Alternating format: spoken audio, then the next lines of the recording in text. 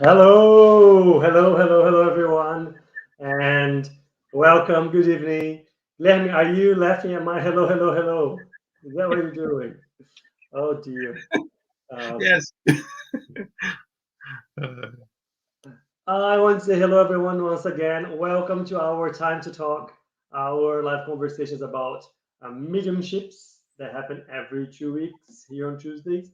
My name is Rafael. I'm Raf, and this is Guilherme, and we are the co-hosts of this program. How are you, Guilherme? How are you doing?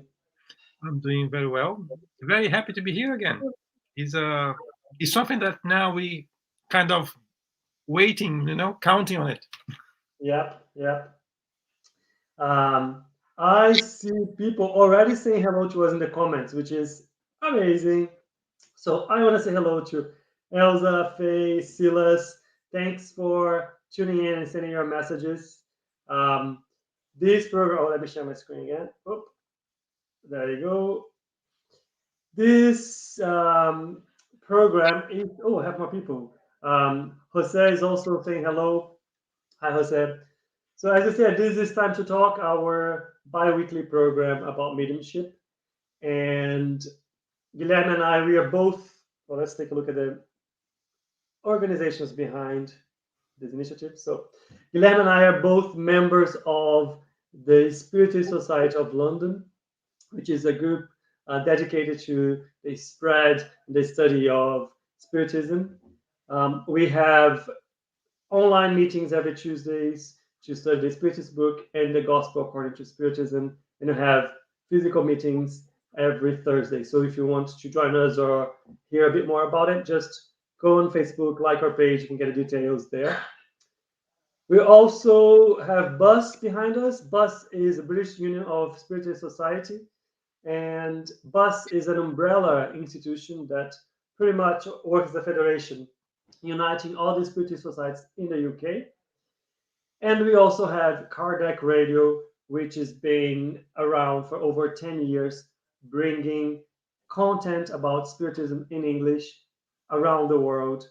Um, Kardec Radio has their app, and I would highly recommend you to go download their app because there's just so much content available to you pretty much every day, 24/7. Um, what all of these institutions have in common? The commitment to spread the knowledge on Spiritism. So, what are we going to talk about today? Today, we are picking up from where we stopped last week. And last week, we started a conversation about childhood and mediumship. And that came from a conversation with you, um, probably like 2 or 3 sessions ago. Ooh, let me just have a sip of my tea. 2 or 3 sessions ago, where you started to present to us some questions and ideas and comments about um, childhood and the influence of spirits and so on. And that also serves as a good reminder. The idea of this program is always to open a conversation. That is to be a dynamic chat with you. Um, Guilherme and I are going to talk about our opinions while we've been studying and reading. But the main thing is that you drop your message, comments, cases. If you agree, disagree, you have questions, put them on the comments box, and we will read them live so we can feed into our conversation. Um, the continuation of this topic, which is quite a delicate topic, um, it touches so many things. Because what did we talk about last week? First of all, um, we talked about the link between spirit, perispirit, and body, and how that evolves and consolidates during infancy in the first 7 years of life.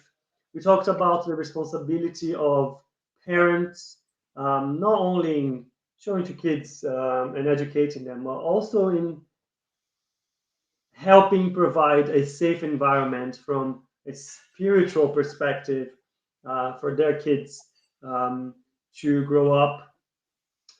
We talked about, I guess, issues, dangers, or concerns with mediumship in the childhood, but we saw cases where the spiritual group behind some um, institutions helped and it recommended that the teenagers started to get involved in mediumistic activity and studies so they could not develop, that was probably not the right word, but put that mediumship to good use in order to balance it and get it to equilibrium, so not to affect their lives anymore. Anyways, it talks about a lot of things, but as it's such a complex topic, there is just a lot more to still talk about. Right, Guilherme? Indeed, quite a lot. We I think it's interesting to say that there's a lot when we were researching and preparing for this specific subject. We were looking at a book. Well, on top of looking at the books from Andre Luis and the Mediums book, which is our go-to source for any topic within this program. There's a specific book which is called Infancy or Childhood and Mediumship.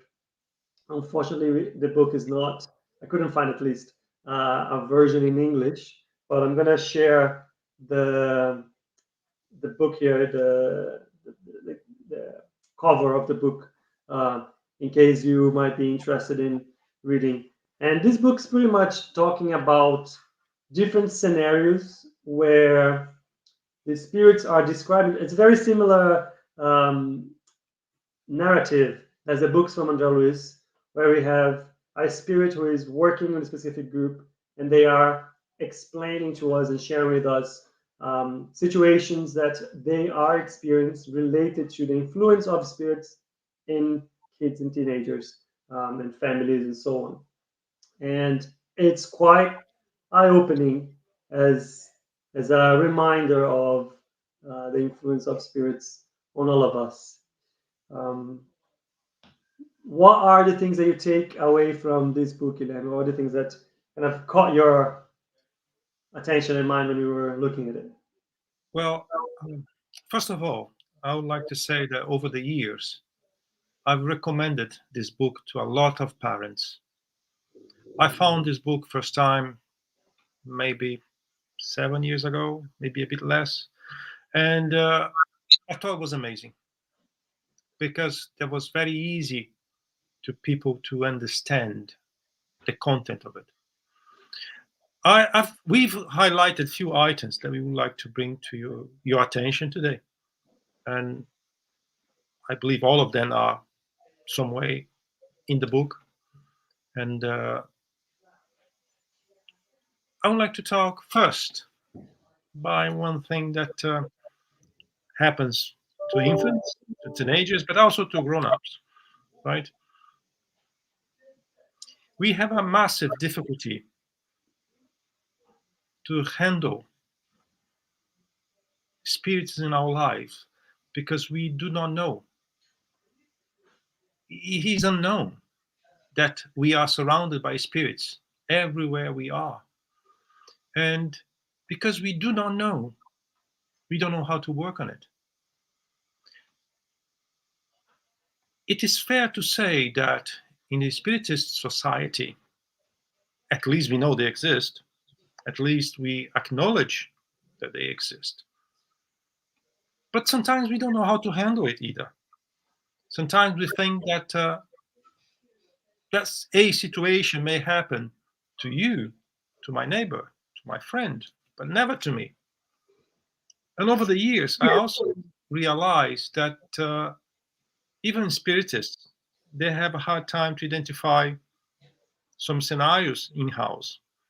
So it's always good to bring to our attention that it's not easy to know, to acknowledge, and to handle properly the spirits around us.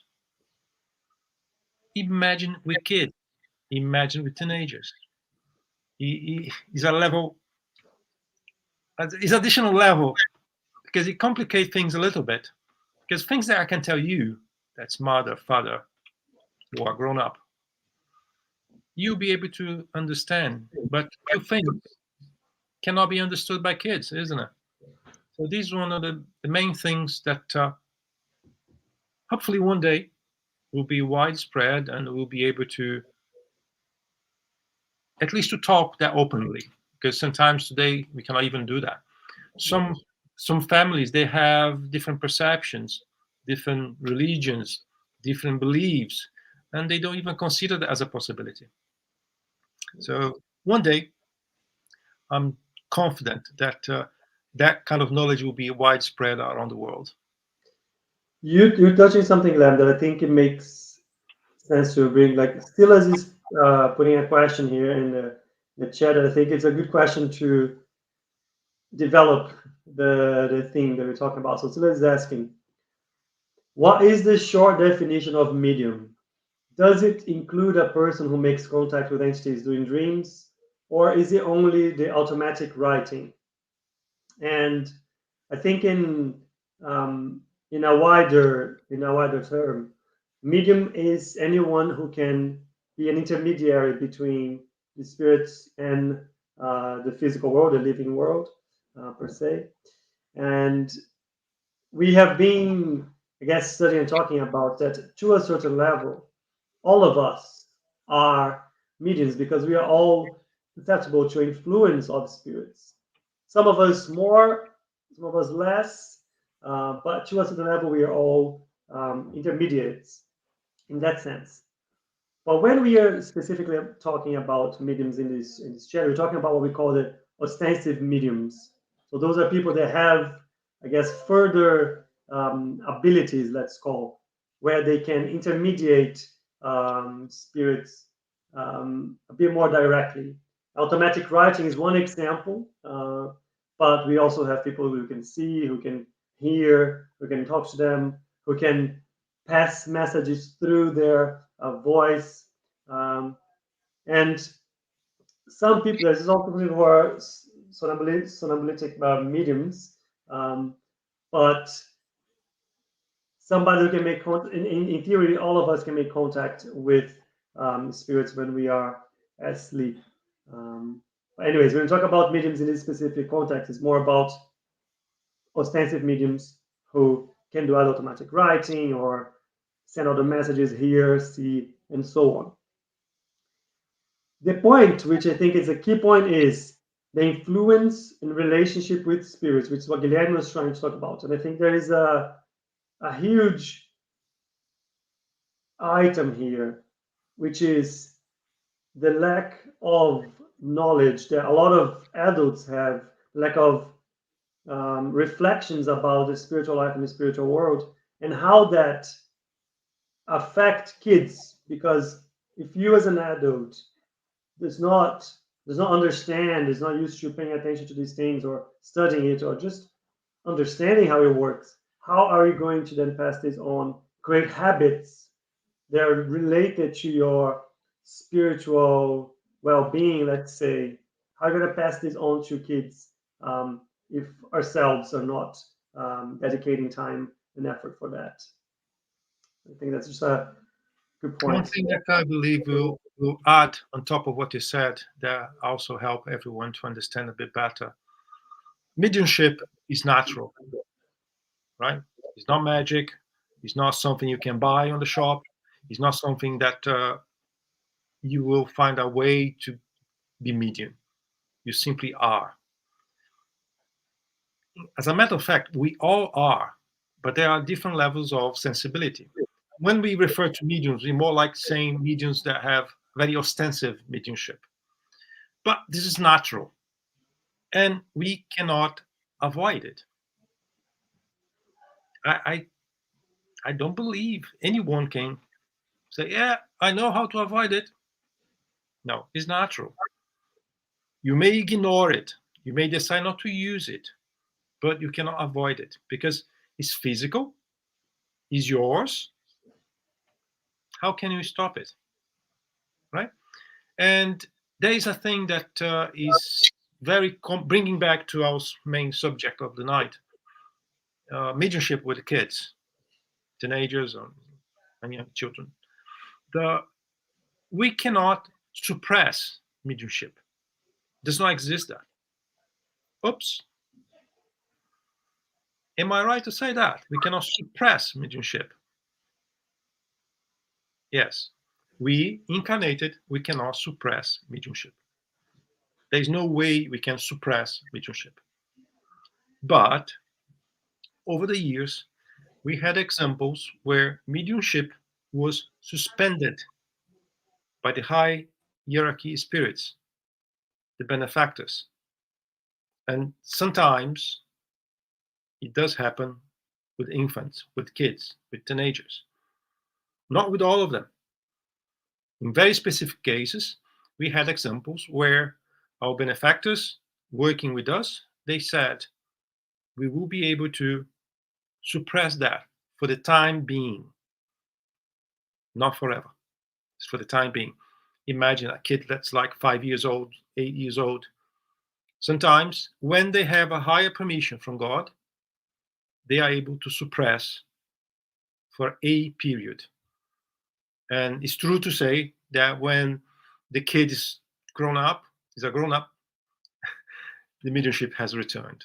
So we have that kind of, we had that experience in the past. All right. So if I cannot suppress mediumship myself, I cannot. You cannot. How can I help a kid, a teenager, with mediumship that's totally unbalanced? How can I do that? Am I able to do that in the first place?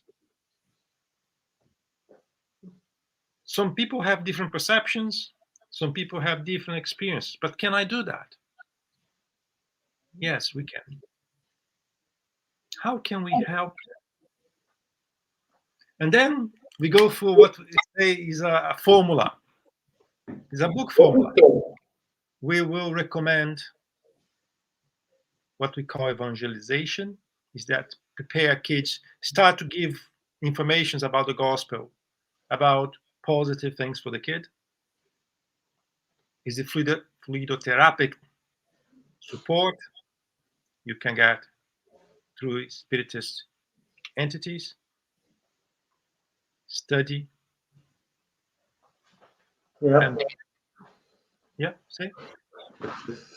I have a few comments here I want to bring, Glenn. Quite interesting one. So I want to say hello to Janet O and Nancy.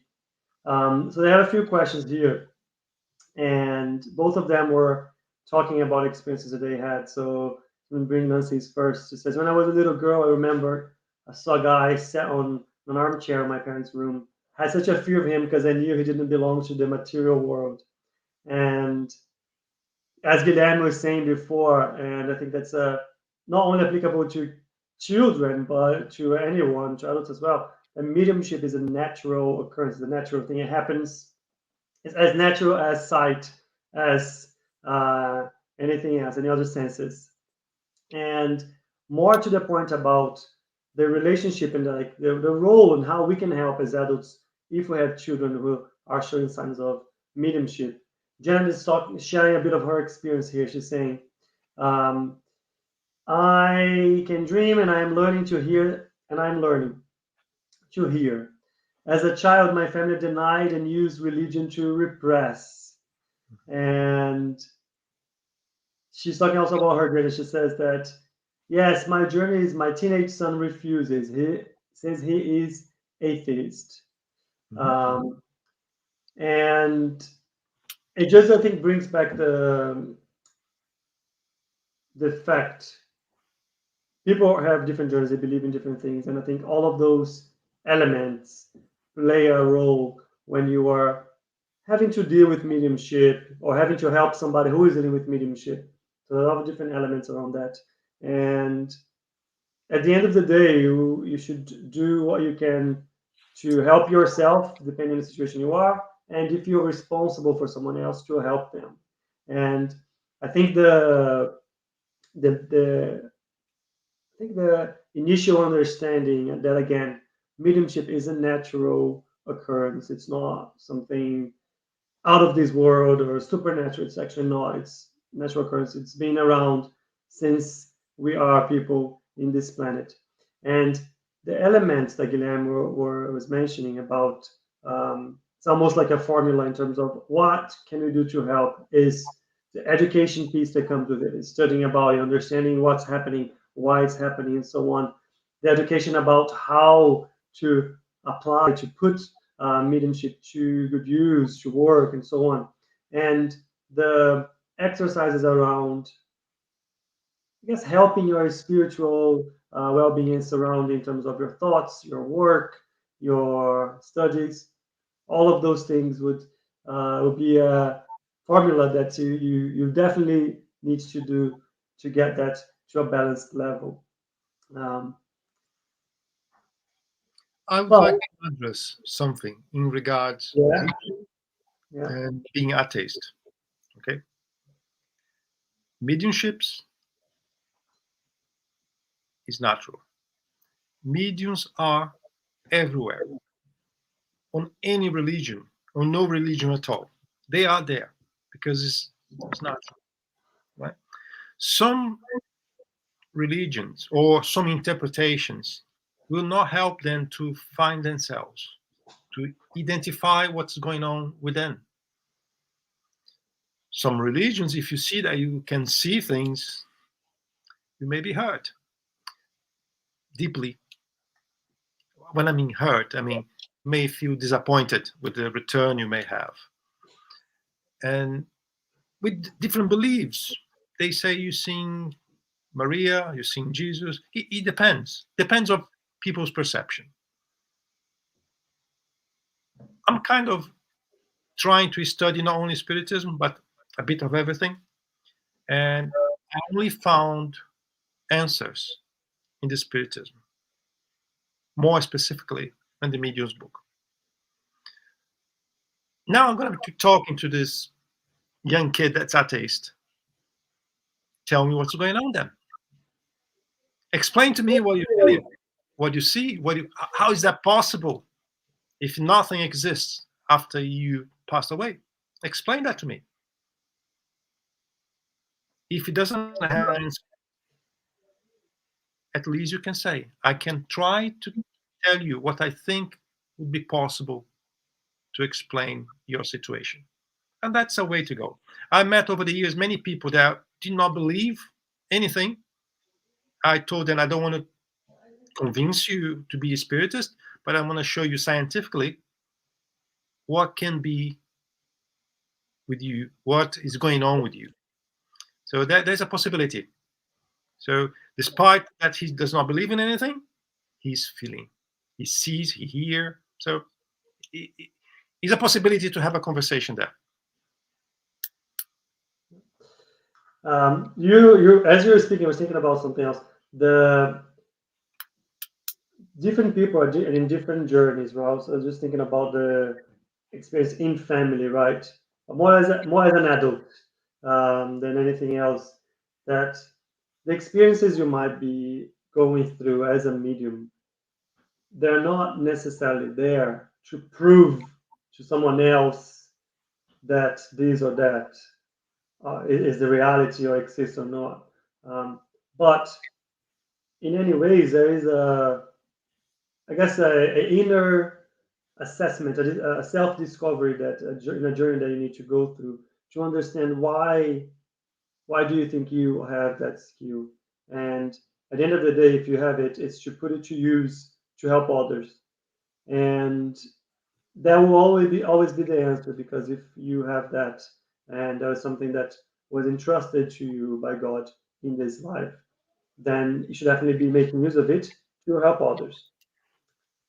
It's specifically about um, how the development of mediumship and the, I guess, the signs of mediumship and can reflect on somebody's well-being and health. Um, Janet and Boss both put a couple of comments that I want to bring up when we were talking. I guess when Guilherme was talking about suppressing it. Um, Janet mentions, is illness a way of repressing? as a question. And Uh, then, may I answer that question a little bit later? Because I would like to give a little bit more food for thought, and then we're going to talk about it. Okay? Can I definitely. can I move on? Yeah, yeah. Okay, cool. Uh, I would like to bring to our attention things that are kind of signs that we as a parent, I have a couple, and we as a parent, we can start to pay a little bit more attention to see if there is any possible mediumship going on with your kids. And I'm not going to use only my kids as example, but I'm going to use what I've seen over the years giving help to other parents. Well, we all know that kids have a lot of creativity, and quite often we heard that I have an imaginary friend. What is an imaginary friend, really? Tell me. Only you can see. I don't see. Does it? Is it that true? We quite often we try to ignore that. Ah, that's a kid thing, you know. But if that's coming too often, pay a little bit of attention. Mom, there's a monster under my bed. I don't want to open my wardrobe. There's something inside my wardrobe. Every night he opens the door, I can see. So this kind of thing that we believe is not possible. Let's be aware that we may have to be more friendly to our kids and listen to them a little bit better. If we are not scared of them, because sometimes the parents are more scared than the kids. But this is one thing that I would suggest pay a little bit of attention. There's another thing, very common with kids too, somnambulism, sleeping walk. What is that? You know, kids that talk through the night, and when they wake up, they don't even know they did. They don't know they move, they walk, they don't know they talk. I'm just saying, pay a little bit of attention on this. Can be other things, yeah, but can be mediumship as well. All right. And one thing that is in this particular book that Rafael showed not well, a few minutes ago is a difficulty to learn, difficulty to learn in the school. And then I'll have people say, yeah, it can be a lot of things. Yes, can be a lot of things.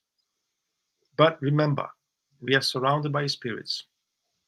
And some cases could be spiritual influence as well, right? I'm not saying it's always that. I'm saying for the parents in general, pay attention on those little indications. And if that coming too often is something I would investigate it. I would ask for help to see if there is something going on or not. I think that would be interesting to see the outcome. Do you want to talk anything about, or should I carry on? no, you can carry on. You can carry on. You can carry on. You sure? Yeah, yeah, yeah. Okay, because I thought you want to talk. Okay, good. There's one thing that's very, very, very, very important. If my kid start to show some signs of mediumship, the equilibrium of our home where we live has to be improved. The spiritual environment of our homes is supposed to be good anyway, right? But sometimes we don't pay much attention on it. But if you do have infants, kids, and teenagers that are feeling the presence or suffering their presence, it's our obligation as parents to do everything we can to make our home a peaceful place, to make our home a place where we will feel safe. Why is that? Because we attract spirits they like what we like. We we are humans, we create vibrations, the spirits will sense this type of vibration, and if they like it, they will come closer to you, like or not. So if I have my kid high level sensitivity, I would strongly suggest that you look better about your home. You look better about what you decide to do in your home. And it's strongly recommended to do a gospel at home at least once a week, because that is not a religious thing, but that will change the energy of your home more than you think. But that's not the subject of tonight. But I would recommend that. Okay. Saying that, what we think will define our spiritual environment, our spiritual friends. If I'm thinking about a good thing, I will have a good spirit around me. If I'm not thinking about something very positive, the spirits that will be around me may not be that good. Despite that, our protectors, our guardian angels, whatever, they're still there. They may not be able to act if we are giving food, let me put it this way, to the spirits that are not very nice. So we need to be careful. Parents, remember, if you're talking about a very young kid, we need to direct the parents first. But if we talk about teenagers, when they start to go away from home, when they start to go to pubs, when they start to go to parties, to certain environments where they can find not very positive energy, very positive people, even, that will not help them either. If we start to teach them what to do, how to deal with the mediumship, but if they don't change their habits, it will be much more difficult. And that's valid to adults as well. But we are talking about infants, kids here, right? So we need to be careful with that. Parents, it's our obligation to protect our children, right?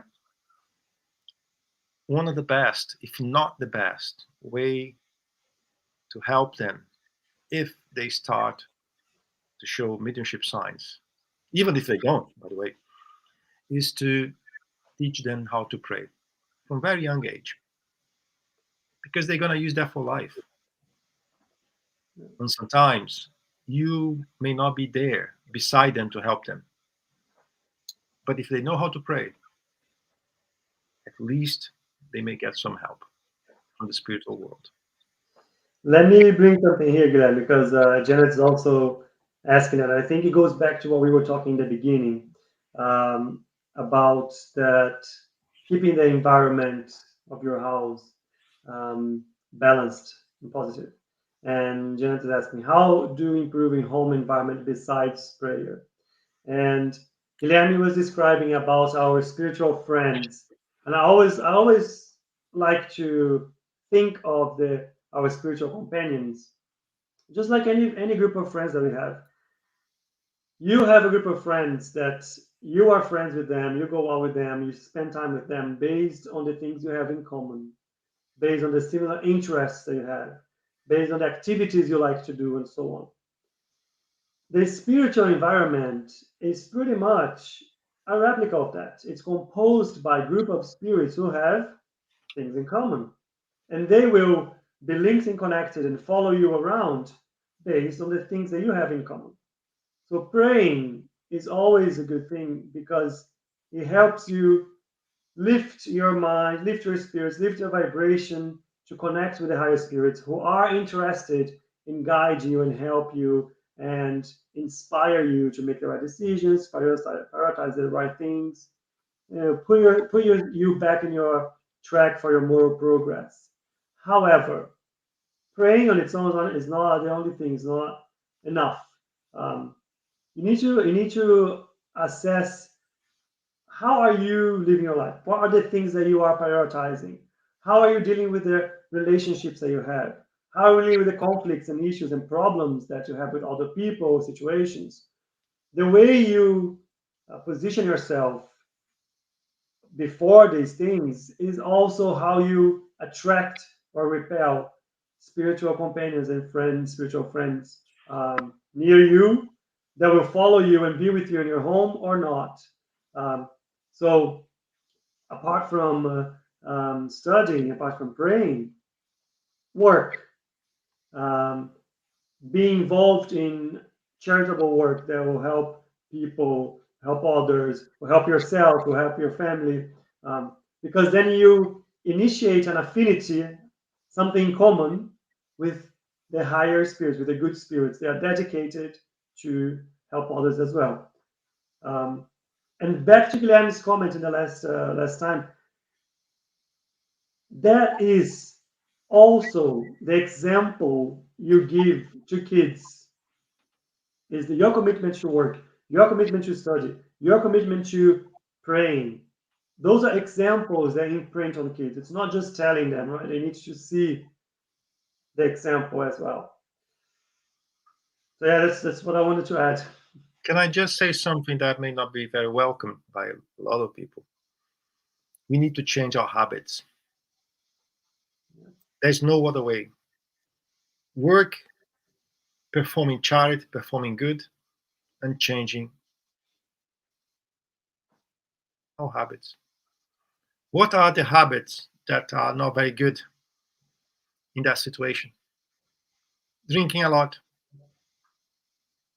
unbalanced sex, drugs, stealing, everything that is not good morally or physically to us. Eating in excess, eating Yes, things that you know that you're not supposed to because your body has some sort of conditions, exactly. illnesses that you have that you're not attending or changing your habits that will affect your illness. We all have something. Yes. So that's why I said not many people like to hear that because it's not easy to change who we are or what we like. But the benefit of doing so is having a better environment at home, at work, everywhere. So anyone is able to make your own choices. So may I move on to the next one? Because I Yeah, want to answer her question as well. yeah. Yeah. Well, over the years, we see a lot of kids coming to the Spiritist institutions, and we could identify almost straight away mediumship. And one of the first questions we asked, have you seen your doctor? Because it's also our responsibility to ensure that anyone relies on doctors. Oh, yes, yeah, she's on a shrink or psychiatric or whatever. And yes, okay. So let's keep an eye on. Let's try to see what's going on, really. You know, in some cases, the mediumship, the situation of the kid, has to be followed by the doctors and by the spiritual support. Sometimes what the kid has nothing to do with mediumship, so he only needs to rely in whatever the professional, the doctors, can offer. But if the situation is created by mediumship, the doctor will not fix it. He can help. Both can work together to come to a more stable scenario. But mediumship cannot be fixed. Mediumship cannot be treated with drugs. Mediumship cannot be treated outside a spiritist environment or any other group that understand what's going on. Why I'm saying any other group understanding what's going on? Because now some universities in US and back in Brazil, they are studying spiritism, not spiritism, spirituality, because they start to realize that there's something more than just the body, just the physical. So that's a pretty much thing for the future still. But some universities are already giving that kind of knowledge to the doctors. And that's very good. But back to what I want to go to come. Let me come back to where I want to go. And if I have a kid, can I treat his mediumship only with a doctor prescription? No. What a doctor prescription will do, a lot of times, well, a few times at least, is to kind of suppress the mediumship. Why suppress? Because the kid will get numb. He will stop to say to the fathers, because he basically the drugs are making him calm, and that's very comforting for the parents. Oh, he's not telling us that he sees anymore, for example. But we cannot suppress mediumship with drugs. This is just temporary.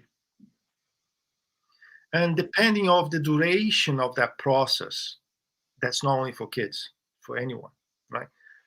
Continuous medication plus I'm not well treated mediumship. After a period of time, it may leave some marks that cannot be undone. And we see that in the psychiatric institutions quite a lot. There are some spiritist psychiatric institutions that we can see that quite often, right? I'm not saying not to go to the doctor. That's not what I'm saying. What I'm saying is that mediumship needs to be treated or have a support from a group that understand mediumship. Otherwise, you're just eating some time. But it won't be Otherwise, you're just treating a symptom, not just the cause. And I think I think it's a just a good thing just to reinforce, and I can absolutely no ways we're saying that you shouldn't go to a doctor. There's always the fix for the body, but if imbalances has a root into a mediumship issue, the body fix needs to come with a spiritual fix.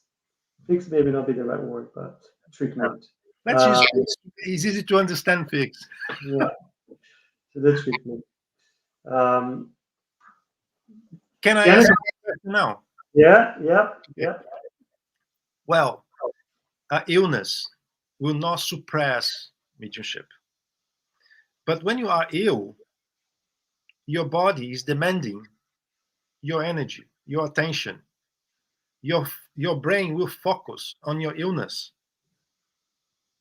Even your temperature will focus what has to be treated, right? So we may have the impression that the illness is suppressing mediumship, but it's not.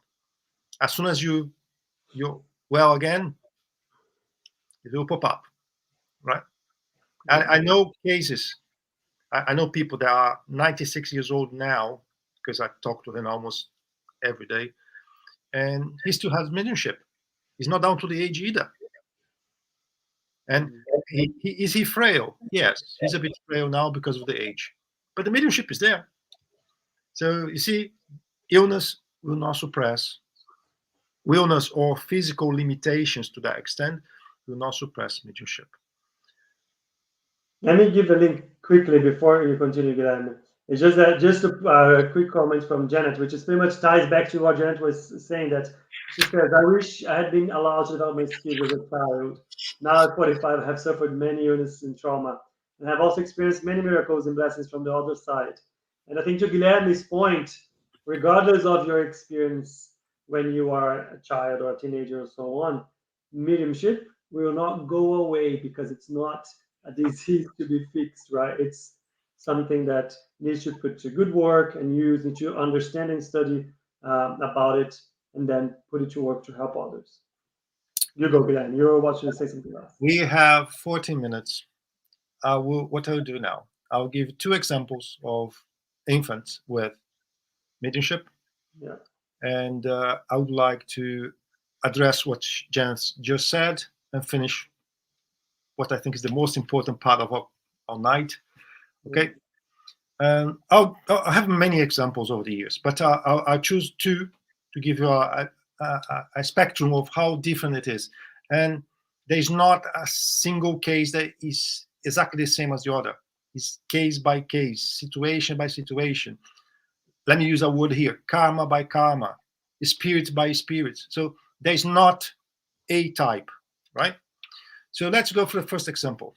Uh, I do quite often research regarding this subject, mediumship, especially to applying some other works we do.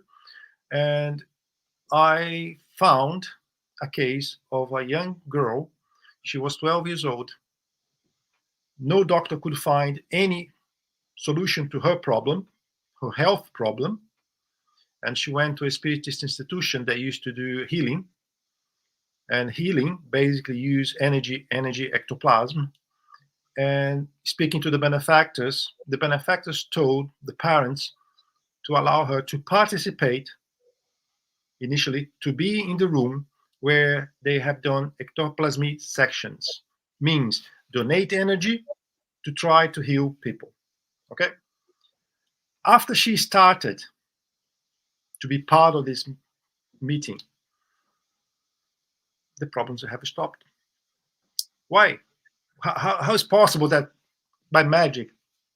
Spiritism is no magic. There's no magic. If you want, there's a science behind, but no magic. Okay. And cutting a long story short, basically she had an excess of ectoplasm, and she was not donating the energy.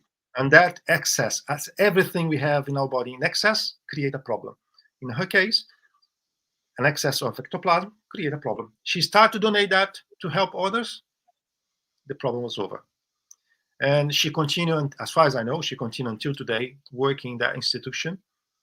Uh, and I don't have no further news. But that was a couple of years since she started. And then I met people, I make inquiries, research, and that was the reason why she got better.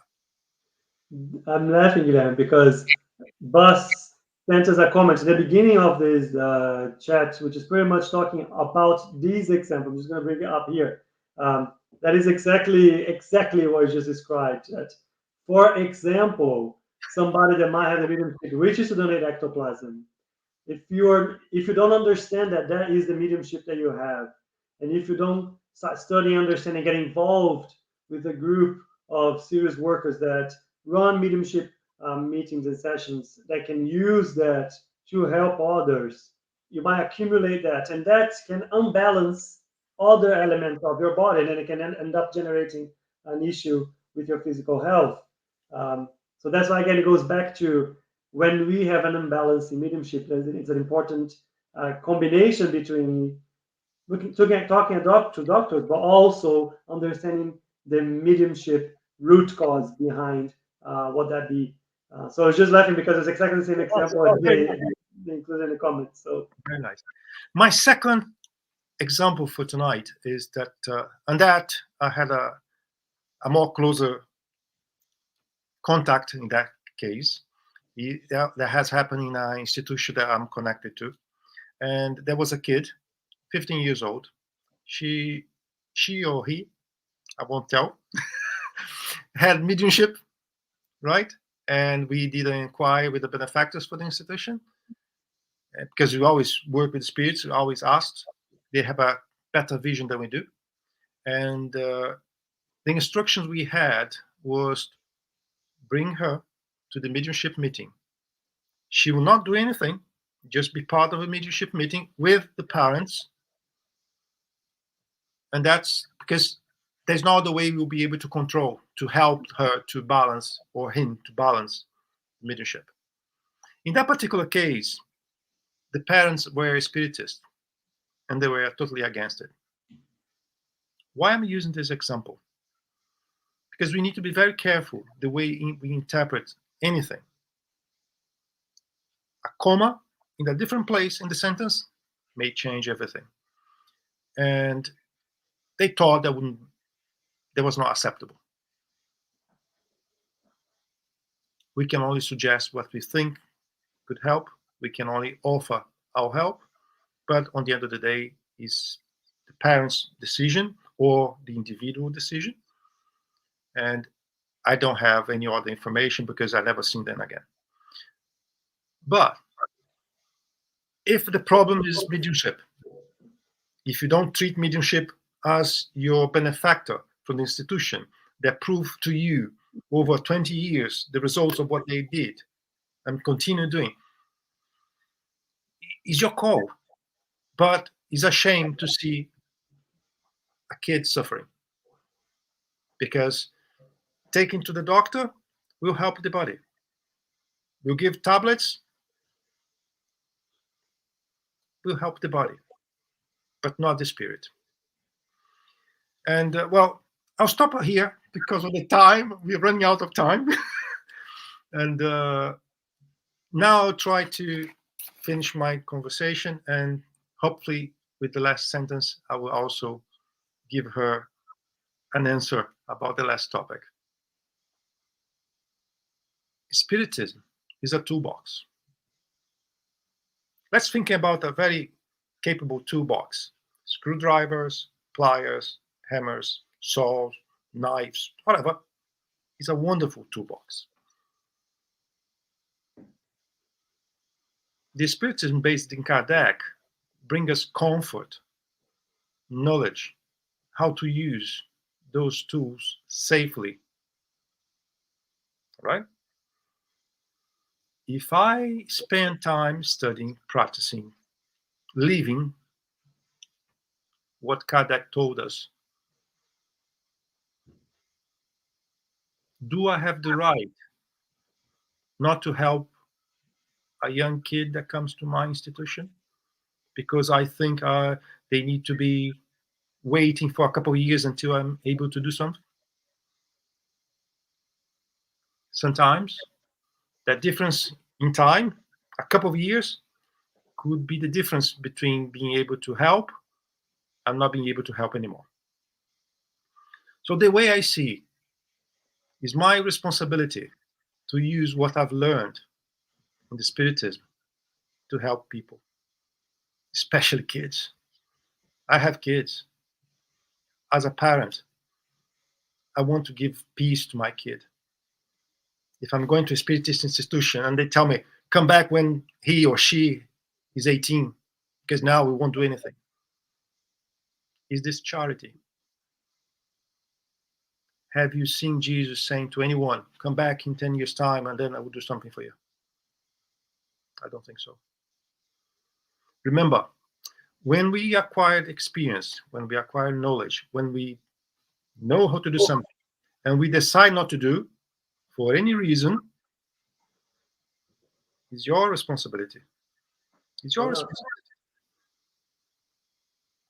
And if we have the right tools, and the Spiritism does, if we work with the spirits, the mentors, do I have the right not to help one teenager or young kid? I don't think so. I cannot take that burden with me. Let me put it this way. I cannot take that burden with me. Going to her case in particular, I hope that in the future, more and more institutions will be open to help young kids when they come asking for help. Luckily, you're right. But once again, we had the opportunity to participate with some activities on the Spiritist mental institution, and the results are not always like that. So mediumship is natural.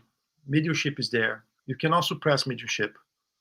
And in my personal, humble opinion, we should help kids, because it's not telling them to go to evangelization, to the gospel, or just to have passes that will help. Sometimes, yes.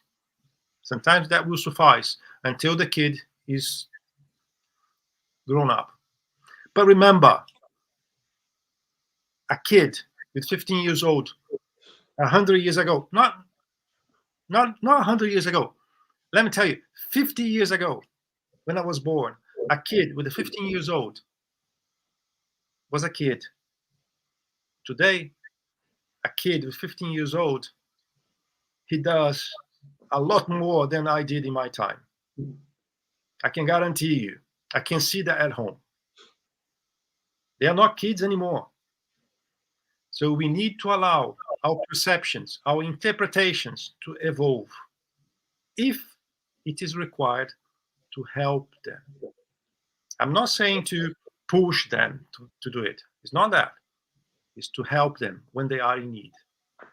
In my opinion, this is charity. In my opinion, this is spiritism.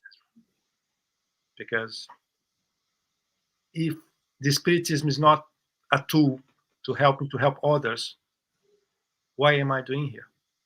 Yep. I would ask you all to make that question. And I give you 3 minutes, Rafael. I think it's a great summary, Guilherme. And you think you say it right. I think having the charitable mentality or the law of charity as a guide in terms of making decisions to help kids when they need, especially from a mediumistic perspective, it's super important. And again, we're not here saying that developing, pushing for the development of the mediumship is right. But I mean, we can see that in the medium's book as well, 221. For the cases where mediumship is already presenting itself as a natural, voluntary, or involuntary effect, that's a different way of dealing and treating it than developing it. So I think quite good. Um, there are a few things that I just want to mention here very quickly before we go, because there were some comments and questions that were left unanswered, but they will be picked up next week for sure. I want to say Nancy shared with us some of her experiences, saying that she had experience of, in a couple of cases, seeing spirits in a spiritist group, and she thinks that her kid might have had a couple of instances where she indicated that there could have been something there, but Nancy doing their gospel at home, studying, praying, developing the habits, and passing those habits on to the kids through, like as I said, they kind of laid the groundwork in terms of having the right habits, the right spiritual environment, and so on, which is key. Um, and Faye also kind of wrapped it up with a great question here. If the energy were unnatural, we wouldn't be there in need of assistance. And it goes back to putting it at the end of the day, putting it to work towards helping others. I will also bring a comment from Janet, the last one from her, um, that she's saying, I'm trying to figure out how to help others. I understand about ectoplasm. And she's sharing that she has suffered some illnesses, and she wonders if there was a correct correlation between her illnesses and her mediumistic skews. And they figured out how to help others, Janet. I think it's the best course of action is to find a spiritist group that is serious, that studies spiritism, that has been working with mediumship already. We already have the ways of guiding you in terms of your studies, understanding what's happening, and putting it to good work in seances or spiritist mediumistic sessions. If you don't have one already, we can help you out, trying to put you in contact with a group that is local to you. Drop us a message and we can help you out. But before I close today's session, I want to just say Silas sent a couple of questions that we did not have a chance to talk about, but they were broader questions specific about mediumship, in where the spirits overtake somebody's body. And he mentioned, I'm going to bring it here quickly. It says, what is the comment on the overrunning of physical bodies by spiritual entities in an unconscious state? Um, and he mentions that that's why some churches are actively antagonistic about it. And I think this is a hot topic that we can definitely bring up next week. So Silas, thanks for that question. We will definitely address it in the next session. I think it's a good one for us to open up another branch of the conversation. Um, and with that, I want to say thank you everyone for joining us. First time I see some of you. Thanks so much. We're here every 2 weeks. And again, the idea is to have a chat. So bring your comments, bring your case, bring your questions. If you agree, if you disagree, bring it to us so we can make this conversation as dynamic as possible. Um, and I have a little announcement as well that I'll leave to you, Guilherme. Let me bring the slide here. There you go. All right. Hi guys. We will start on the last week of January. Medium's book study. We will not hurry up. We will be reading slowly to understand. Will be more like a conversation between the facilitators and whoever decide to join. Is open to everyone. Is free, as you can see, right? Spiritism is free, and the idea is to allow people that feel that they need to have a better understanding of mediumship, and there is no better way to do that than use Kardec's Medium's book. It is the best and safest way to learn about mediumship. So it's there. If anybody feel like has any question, any curiosity, and would like to take the opportunity, feel free to join. Absolutely.